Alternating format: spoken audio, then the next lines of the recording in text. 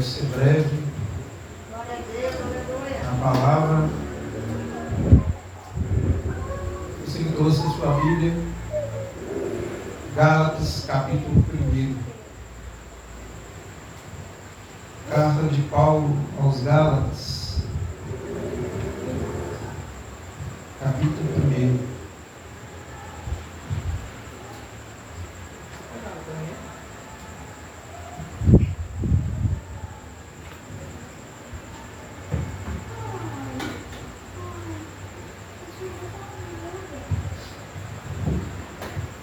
A palavra do Senhor diz assim: Paulo, apóstolo, não da parte dos homens, nem por homem algum, mas por Jesus Cristo e por Deus Pai, que o ressuscitou dentre os mortos, e todos os irmãos que estão comigo, as igrejas da Galácia.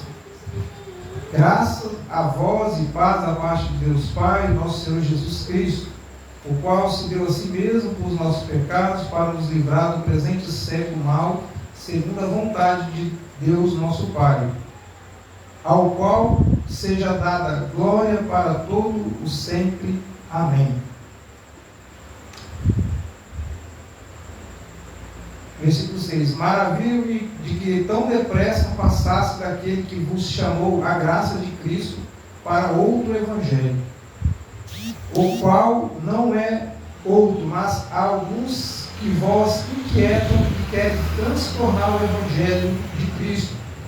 Mas ainda que nós mesmos, ou um anjo do céu vos anuncie outro evangelho, além do que já vos tenho anunciado, seja anátema. Assim como já vos dissemos agora, de novo também vos digo: se alguém anunciar um outro evangelho, além do que já recebeste, seja anátema. Porque persuado eu agora a homens ou a Deus? Ou procuro agradar a homens? Porque se estivesse ainda agradando aos homens, não seria servo de Cristo. Até aqui. O texto é grande, eu só vou me atentar a alguns versículos. Senhor Deus, nós te glorificamos, te agradecemos por mais uma oportunidade. Deus, que o Espírito Santo do Senhor vem estar falando, bradando no nosso coração, por meio da verdade, por meio do Evangelho de Jesus Cristo. Te agradeço por tudo, pelo este momento tão especial. Não me deixe atrapalhar, Senhor, que o Espírito Santo do Senhor quer falar à tua igreja. Eu oro e te agradeço em nome de Jesus. Amém. Deixa eu botar um instrumental aqui.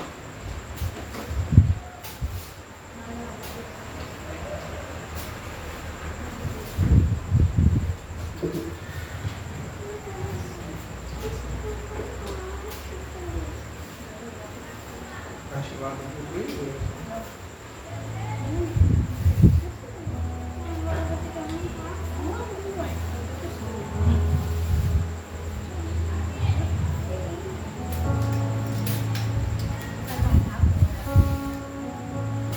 O texto que nós lemos, ele fala a respeito do evangelho que estava sendo anunciado.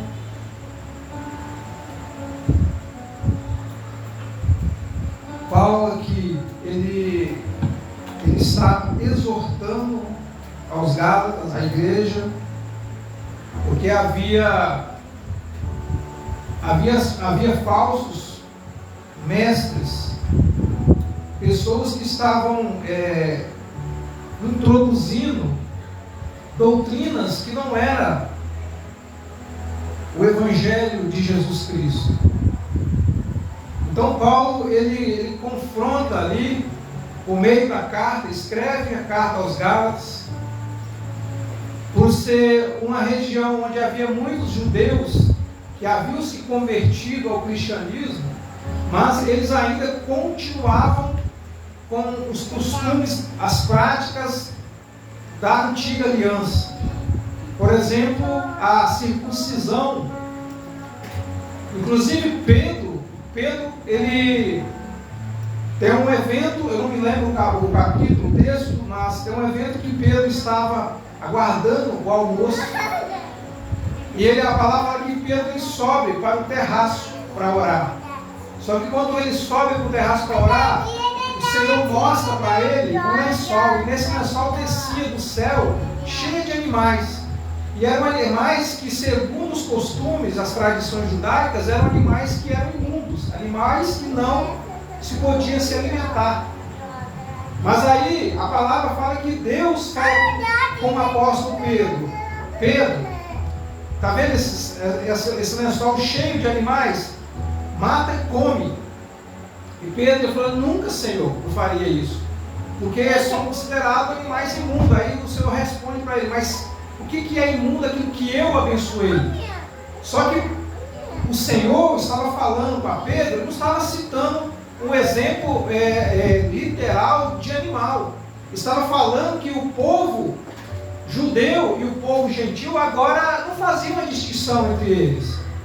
Então, ou seja, a visão de Pedro era que os gentios tinham na visão dele, é como se assim, tudo que era impuro, porque era considerado que os judeus eram um povo separado do Senhor, é o povo escolhido do Senhor, e os gentios não eram, na visão dele. Mas aí quando Deus dá essa visão para Pedro, Pedro começa a entender. Inclusive, quando Pedro ele é convidado, ele vai na casa de Cornélio, e ali havia várias pessoas, né? E Pedro prega na casa de Cornélio. Pedro, a palavra fala que muitos daqueles que estavam ali foram batizados com o Espírito Santo. Então, Pedro entendeu que não era porque eram os judeus, que eles poderiam, somente eles eram um povo exclusivo do Senhor, mas que aquele povo que Deus colocou para que o Evangelho fosse anunciado, era o Evangelho da graça. E o Evangelho da graça se estende a todo mundo, se estende ao pecador. E aí, aqui Paulo está confrontando ali, escrevendo essa carta de exortação, porque o que estava sendo introduzido, e até hoje ainda sendo introduzido, é que se coloca os costumes no lugar do Evangelho da graça. Inclusive quando Pedro é confrontado, se eu não me engano, eu acho que é em Gálatas, no capítulo 2, o próprio apóstolo Paulo, ele exorta Pedro, porque Pedro, ele não estava comendo mais, ele não se sentava à mesa para comer com os gentios. E aí o apóstolo Paulo, ele confronta Pedro, porque o apóstolo Paulo, assim como ele fala aqui, eu não fui instruído a escrever com doutrina humana. Tudo que eu escrevi para a igreja, para o gentil, é da parte de Deus Pai e de Jesus Cristo. Então ele está colocando, quando a gente olha para o texto, se nós olharmos para o contexto com o olhar humano e com o olhar religioso, a gente vai achar que Paulo está se achando maior do que os outros apóstolos, mas não era. O apóstolo Paulo está falando: eu vejo os discípulos que estavam com Cristo, mas o próprio Cristo também se apareceu para mim e ele me instruiu a fazer isso. E ali estava sendo ministrada a palavra, e assim como ele disse: se alguém anunciar um outro evangelho que não seja o que eu já ensinei por meio da palavra, por meio de Jesus Cristo, porque foi ele que me revelou, seja maldito, anátema. E não é diferente hoje nos nossos dias. Se coloca tudo além daquilo que Jesus Cristo já fez. Eu preciso fazer isso porque eu preciso ser salvo. Se eu não fizer isso, se eu fizer esse ritual aqui na igreja, eu não vou ser salvo. E aí se desmerece a graça de Deus. O sangue de Jesus que foi derramado na cruz do Calvário, o próprio apóstolo Paulo está confrontando ao povo de Gálatas, a igreja de Gálatas, por causa disso. Porque os costumes estavam sendo introduzidos, o falso evangelho, a falsa doutrina, isso que eu já vi muitas pessoas falar: mas isso aqui é a sã doutrina. Não é sã doutrina. São doutrinas humanas que estão contaminando e minando as igrejas. E assim, Paulo, essa palavra de Paulo, hoje eu tive muito pouco tempo para ler, mas eu dei só uma lida no primeiro capítulo, mas muito superficial, e ela fala muito conosco, ela nos instrui e ela nos corrige. O apóstolo Paulo, ele não bate na cara apenas daqueles religiosos que colocam tudo além daquilo que Jesus já fez. É como se a graça ela não servisse. É como se a obra humana ela se sobressaísse à morte e à ressurreição de Jesus Cristo, o sacrifício de Jesus Cristo na cruz do Calvário. Ah, mas como que nós vemos isso na igreja hoje? Eu não sei porquê, mas o Senhor sempre ele me direciona para a questão de exortação para a igreja. Porque muitas vezes eu coloco, por exemplo, eu já vi muitas pessoas falar que se eu não der o dízimo na igreja, eu não vou ser salvo. Eu vou perder a minha salvação. Se eu não ofertar na igreja, eu não vou para o céu. Então, isso é muito sério, porque isso está sendo ensinado nos púlpitos. Se toma a maior parte do culto para pregar sobre dízimo e oferta. O dízimo e oferta, ele é bíblico? Sim, ele é bíblico, está na palavra. Mas ele não é um ponto principal para que eu alcance a misericórdia e a salvação do Senhor. Porque Jesus ele já morreu na cruz do Calvário, ele já morreu para nos limpar, para nos tirar da prisão, né, do pecado, para que nós pudéssemos ter liberdade. Agora, se eu vou continuar com esse costume, aí é da igreja, é do líder da igreja. Mas o que o Senhor tem falado muito no meu coração, para que eu não introduza coisas que vai desmerecer a morte de Cristo na cruz do Calvário. Eu não posso colocar objetos, ritos dentro da igreja e voltar ao antigo judaísmo. Eu estou introduzindo coisas na igreja que o próprio apóstolo Paulo ele fala, tudo se fez novo. Eu não posso querer colocar dentro da igreja as coisas que não atraem, que não me agrega valor. E Jesus ele fala muito sério, quando ele fala assim, vocês estão como sepulcro caiado, vocês fazem cultos, vocês adoram, vocês se vestem de roupa bonita, mas por dentro está cheio de ossos secos. E o Senhor, ele é muito enfático, e o próprio apóstolo Paulo, ele exorta a igreja de Gálatas, essa carta à igreja aos Gálatas, ele está falando e está confrontando, porque estavam se introduzindo um evangelho diferente do que já tinha sido anunciado. E é muito triste isso, ver que é como se há 2000 anos atrás, isso está se repetindo até nos nossos dias.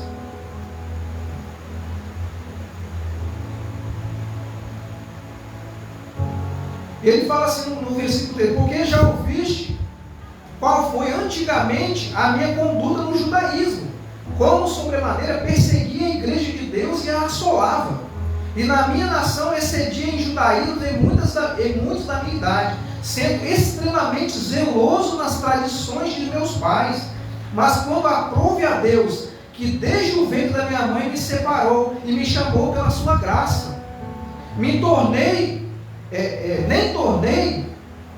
revelar seu Filho em mim para que pregasse entre os gentios imediatamente. Não consultei a carne e nem o sangue, nem tornei a Jerusalém a ter como os que já antes de mim eram apóstolos. Ou seja, eu posso falar assim, eu não fui lá e fui lá aprender com os discípulos. Quem ensinou o próprio apóstolo Paulo foi o Senhor. A Bíblia fala que ele ficou 3 anos separado. Ele depois que ele foi alcançado pelo Senhor, o apóstolo Paulo ele não ficou fazendo cursinho, fazendo teologia, não. Deus instruiu ele e ele ficou separado, aprendendo do próprio Senhor. E aqui, ó, nem tornei a Jerusalém a ter com os que já antes de mim eram apóstolos, mas parti para a Arábia e voltei outra vez a Damasco. Depois, passado 3 anos, fui a Jerusalém para ver a Pedro e fiquei com ele 15 dias. Ou seja, apóstolo Paulo, tudo que o apóstolo Paulo ensinava para a igreja, ele não aprendeu com os discípulos de Jesus.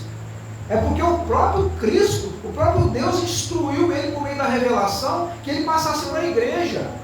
Ele não está desmerecendo os apóstolos. Ele está falando assim, tudo que eu recebi é do Deus, é do Senhor. Então se eu estou ensinando a vocês, não ouçam e não entendam, não absorvam um outro evangelho que está sendo pregado, que vocês vão ter que circuncidar. E era assim, o judaísmo aqui, A maioria do povo na Galácia, eles estavam, por serem judeus, eles estavam querendo que as pessoas que se convertessem ao cristianismo se circuncidassem, sabendo que isso era uma prática da antiga aliança. É trazer para dentro da igreja os costumes que eram da antiga aliança. E o próprio Cristo fala assim: tudo se fez novo. Eu não posso ficar preso às coisas velhas, às coisas passadas. É desmerecer aquilo que Cristo fez por nós.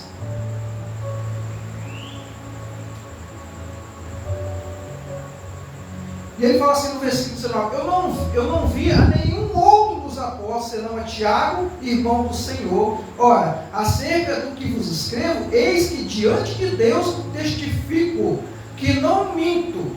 Depois fui para as partes da Síria e da Cilícia, e não era conhecido de vista das igrejas da Judéia, que estavam em Cristo, mas somente tinha ouvido dizer: aquele que já nos perseguiu anuncia agora a fé que antes destruía, e glorificavam a Deus a respeito de mim. Ou seja, o apóstolo Paulo falava: eu era hebreu, né? eu era fariseu, eu era da tribo de Benjamim, eu fui instruído nas leis judaicas, eu era conhecedor das escrituras, mas eu ainda não era transformado.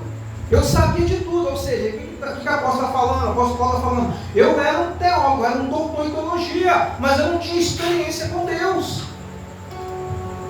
E ele está falando assim: e eu não fui para aprender, vamos fazer um MBA com os 12 apóstolos. Quem me instruiu foi o Senhor. Ou seja, quando Jesus aparece para Saulo no caminho de Damasco, ali começa o ensino e um tratamento para a vida de Paulo. Paulo ficou 3 dias cego. Ananias vai lá e ora, impõe as mãos sobre ele a pedido do Senhor. Inclusive Ananias falou: Senhor, mas tem certeza? Porque esse homem persegue a igreja. Como que eu vou lá orar por esse homem? Ele falou assim: não, vai, porque ele é vaso escolhido meu. Estou todo arrepiado. Então Deus está escolhendo pessoas para fazer a obra, mas requer humildade, requer atenção, perseverança, obediência.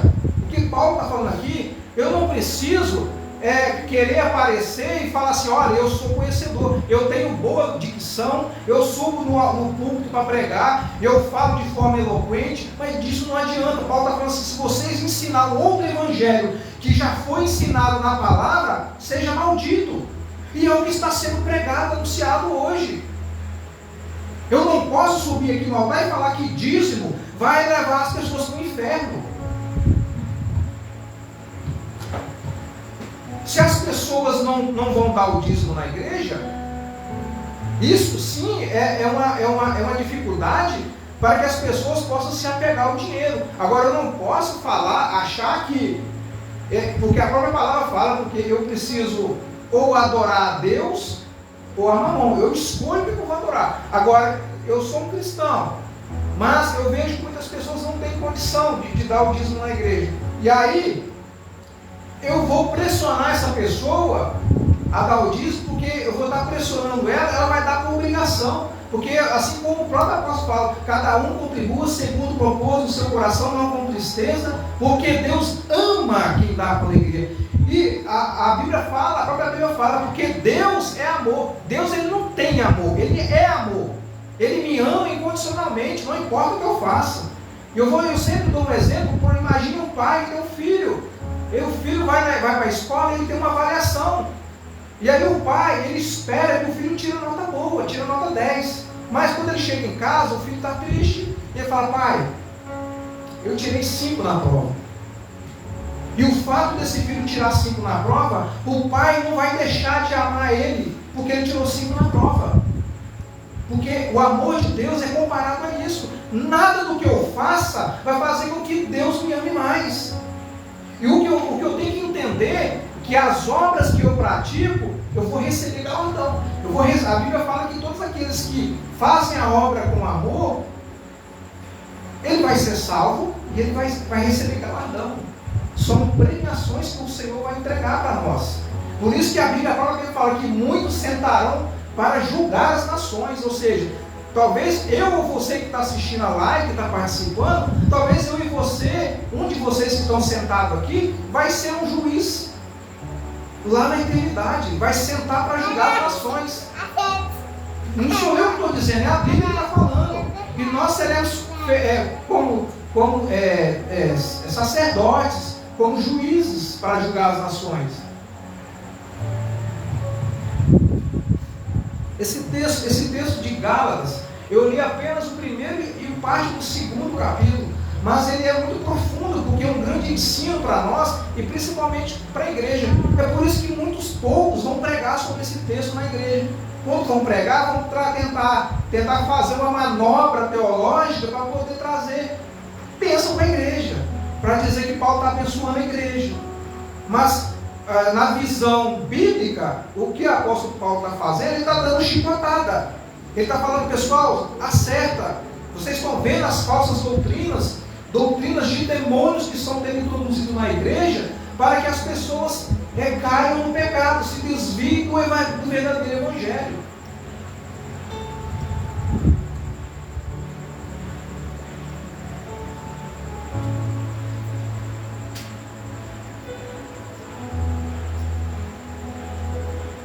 Oh, Espírito Santo.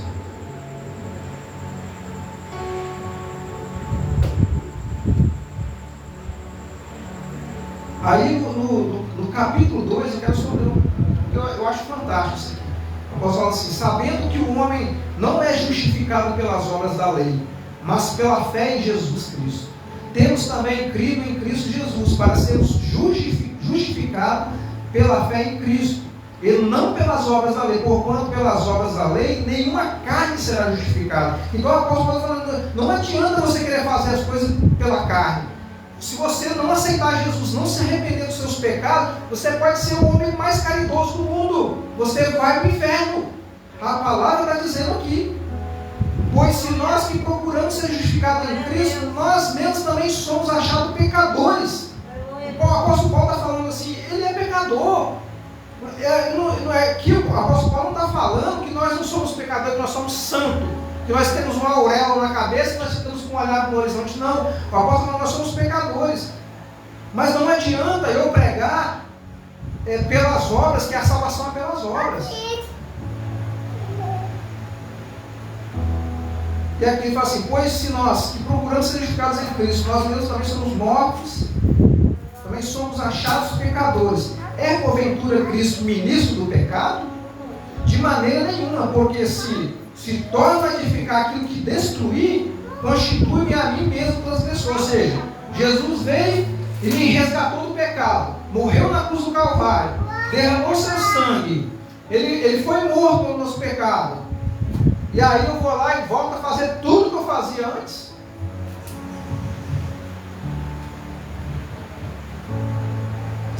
Porque eu pela lei, ele diz assim, porque eu pela lei estou morto para a lei, para viver para Deus. Já estou crucificado com Cristo e vivo, não mais eu, mas Cristo vive em mim. E a vida que agora vivo na carne, vivo pela fé do Filho de Deus, o qual me amou e se entregou a si mesmo por mim. Não aniquilo a graça de Deus, porque se a justiça provém da lei, segue-se que Cristo morreu em vão. Ou seja, o apóstolo Paulo está falando assim, olha, se você está falando que para você ser salvo, você tem que circuncidar. Olha, irmão, hoje, aqui nós vamos fazer o seguinte, vamos fazer uma reunião, porque todas as pessoas que aceitaram Jesus vai ter que circuncidar. Que evangelho é esse, irmãos?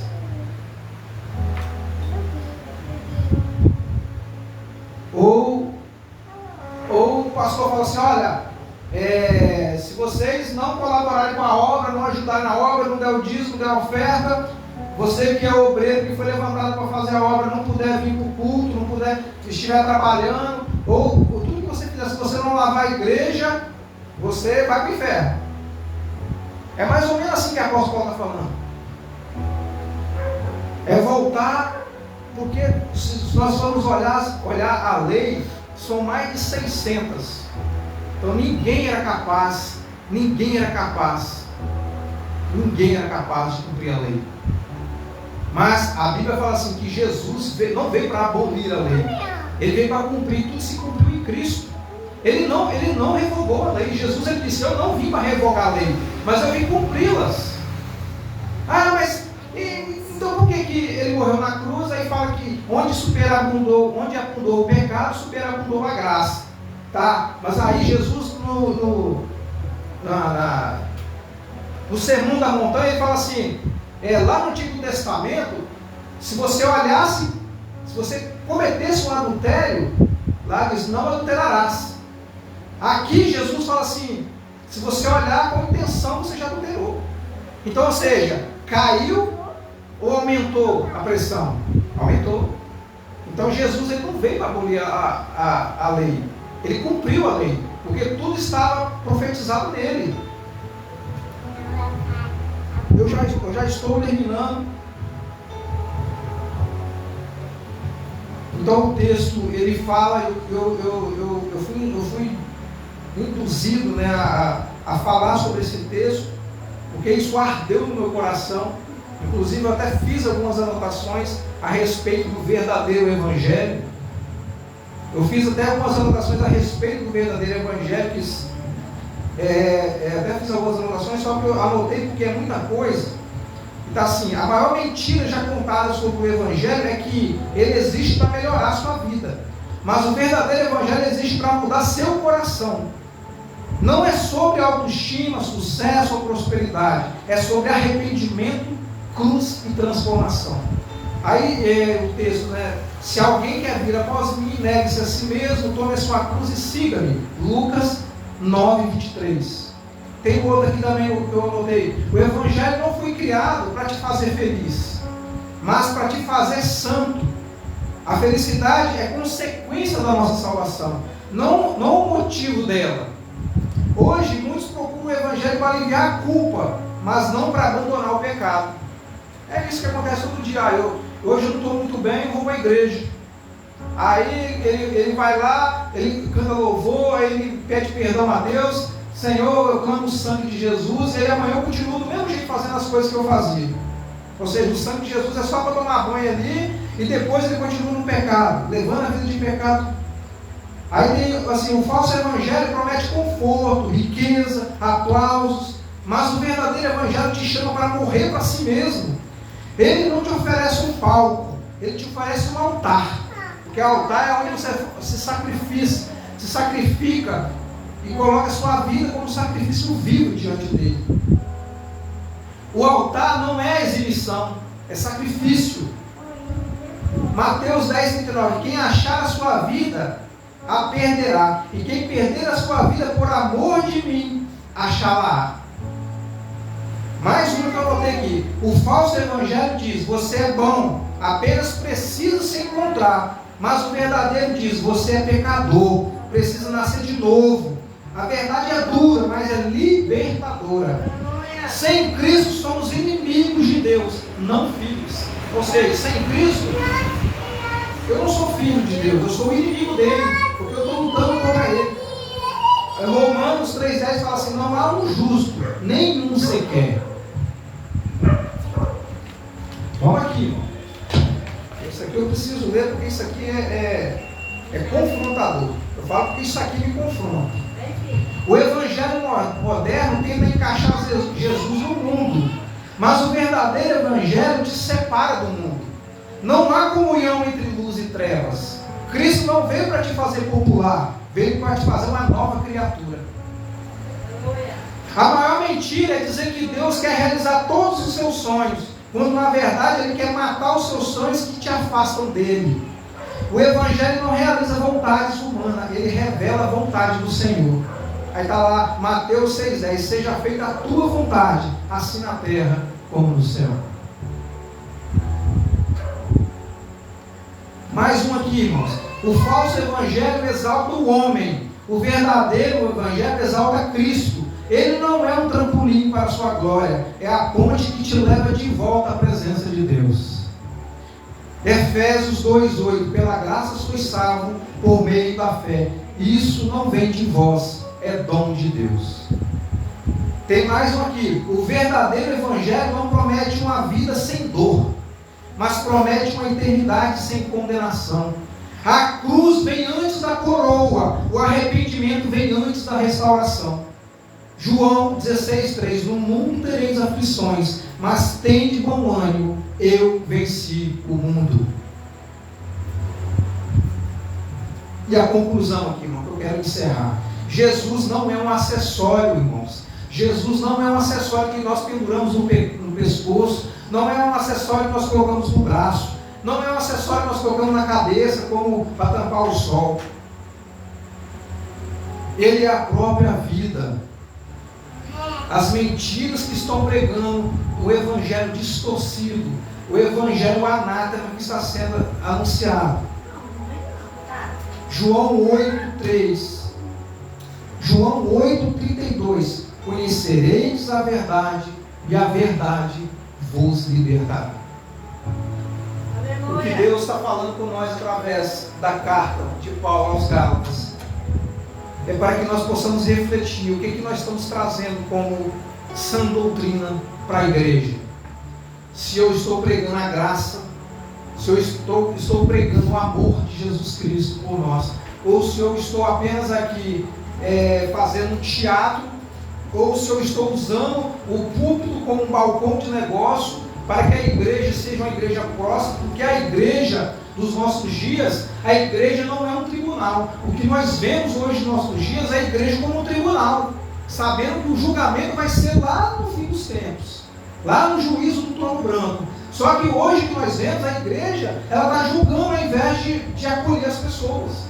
As pessoas chegam, o pecador chega na igreja, ele está precisando de uma palavra de confronto, ele está precisando ser acolhido, porque ele precisa conhecer, porque a Bíblia fala assim, pela graça sois salvos mediante a fé, mas aí fala assim, você precisa pregar, porque a pregação, a fé, ela vem com ouvir a palavra de Deus. Mas como que as pessoas vão se converter se a palavra não é pregada? Como que as pessoas vão se converter se o evangelho não é anunciado? Ou se é anunciado da forma como Paulo colocou aqui, é colocado tudo distorcido, coloca-se cultura, doutrina, uso e costume na igreja como sã doutrina. Se você não botar uma gravata, se você não botar um terno, você não pode pregar. Aonde está escrito na Bíblia? E aí,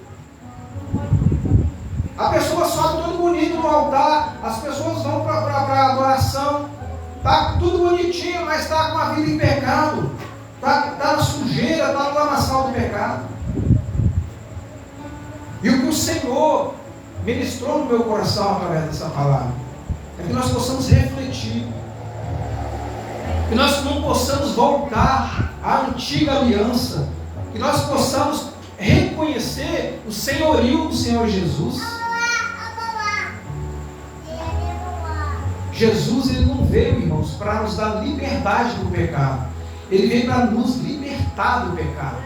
Ele não veio para nos dar liberdade para pecar, porque o que eu vejo pregando aí fora é que ele veio para morrer para que você possa pecar à vontade. E não tem problema não. Existe até um tal de purgatório, aí você pode pecar, depois você vai para o purgatório, e aí depois que você morreu, a sua alma fica lá, e você vai passar por um processo de refino, aí depois de lá você vai para o céu. Doutrina de Satanás isso. Está levando um monte de gente para o inferno. As pessoas precisam se consertar, sair do pecado, largar a vida de pecado, parar de falar da vida dos outros, parar de fofoca dentro da igreja, parar de olhar a vida do irmão e olhar para si mesmo. O próprio Cristo fala assim, antes de você tirar o cisco do olho do teu irmão, olha a trave que está enfiada no seu olho. Ou se o seu olho esquerdo te faz pecar, arranca ele, porque é melhor entrar cego no céu do que ir para o inferno com os dois. Porque essa palavra, irmão, ela confronta. Mas Deus está falando conosco, está falando comigo aqui. O Senhor está me exortando para que eu possa não cair no mesmo erro que a gente vê aí. O Evangelho de Jesus não é evangelho de brincadeira. As pessoas estão brincando de evangelho. Eu vou abrir uma igreja, eu vou botar uma placa e eu vou ganhar dinheiro, vou ficar rico e está tudo certo. Eu sou usado nos dons, eu curo, eu prego, e aí está assim, mas aí está com a vida toda torta. Só que Jesus fala assim, Vai chegar o momento que Jesus falar assim: Senhor, mas em teu nome nós oramos, nós curamos, nós oramos, nós expulsamos demônio. Em teu nome pessoas foram libertas. Em teu nome nós pregamos e pessoas foram salvas. E diz assim: apartai-vos de mim para o fogo eterno, que eu não vos conheço. Não é a unção, porque o dom, ele é gratuito, ele é um bem que Deus entrega para você e ele não te pega de volta. Tem pessoas que curam, oram e curam. Tem pessoas que oram e levantam defunto, mas está caminhando para o inferno. Se as pessoas não se consertar, elas vão morrer e vão para o inferno. É dura a palavra de Deus, é dura, ela machuca, mas é necessária. Não é porque eu estou no altar, não é porque eu estou de gravata, não é porque eu estou de terno, não é porque eu canto bonito, não é porque eu prego bonito, não é porque eu tenho eloquência na palavra que eu já estou garantido lá no céu, já tenho um lote já separado para mim. Jesus, irmãos, Jesus ele não separou o céu em loteamento. Jesus ele separou a igreja fiel que vai subir. Lá em cima, lá não está escrito assembleia, e não sei o que, em nome de fulano, de ciclano, lá em cima não tem isso não. Mas que essa palavra nós possamos refletir nessa palavra, nós possamos anunciar o verdadeiro evangelho, o evangelho da transformação, o evangelho que cura, o evangelho que liberta. As pessoas estão indo para a igreja, porque lá o fulano de tal ele ora e a pessoa era curada. Lá as pessoas ficam rodando da igreja e ora em língua e faz isso e faz aquilo, e eu vou lá por causa disso. Não. Então se você está indo por causa dos sinais, você está indo por causa do motivo errado. Nós temos que ir para a igreja por causa de Jesus. Aleluia. Glória a Deus. Eu tenho que buscar primeiro o reino de Deus, e as outras coisas serão acrescentadas. Glória a Deus. Nós vamos cantar mais um louvor? E que essa mensagem ela fica gravada no nosso coração. Hoje eu relutei para trazer essa palavra, porque eu não tive tempo de estudar com mais profundidade, mas como eu leio sempre a Bíblia, eu leio sempre as Escrituras, eu medito nas Escrituras, eu estudo as Escrituras, não de forma teológica, mas de forma a conhecer na profundidade da revelação aquilo que Deus tem para nós. Eu trouxe essa mensagem para a igreja. Eu trouxe essa mensagem para a igreja possa meditar nessa palavra.